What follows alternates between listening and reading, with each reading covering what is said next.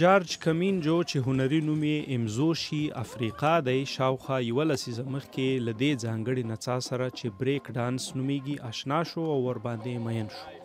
نوموړي پریکړه وکړه چې په کینیا کې دې نڅا ته وده ورکړي او د دې لپاره یې په لارو کوڅو او بازارونو کې د خپل هنر ښوول پیل کړل.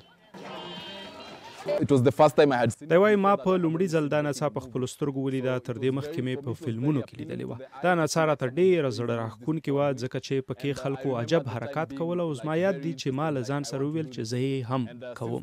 هغه غالبا 2012 یا 14 زیږیز کال و او دلته د بریک ډانسینګ په اړه زیات معلومات نه ول. که چا به غوښتل چې په اړه یې معلومات وکړي نو یا به یې پر یوټیوب لیده او یا به د دې نڅا ځانګړو ځایونو ته ورته. کمینجو وایي هغې نڅا ورته د ژوند سمت وټاکه او په کوڅو کې له ګرځېدو او بېروزګارۍ یې خلاص کړ. د له خپل یو ملګري سره د نڅا یوه ډله جوړه کړه او په کینیا کې د مشهورولو هڅه وکړه. هغوی اوس په سیمه کې ماشومانو ته نڅا ورزده کوي. په وروستیو کې د اولمپیک لوبو کمیټۍ بریک ډانسینګ د یو سپورټ یا ورزش یا لوبې په توګه وپیژنده او ټاکل شوې چې د نړۍ له بېلابېلو هیوادونو څخه هنرمندان په 2024 زیږیز کال کې په پاریس کې د دې نڅا په سیالیو کې برخه واخلي.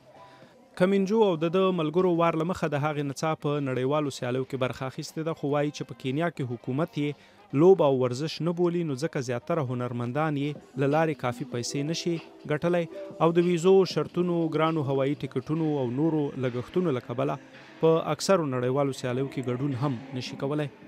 البته دوی هیلهمند دي چې په اولمپیک لوبو کې د هغې نڅا شاملېدل به په کینیا کې د بریک ډانسینګ له لیواله ځوانانو سره مرسته وکړي او هغوی به یوه ورځ له بېوزلۍ خلاص کړي.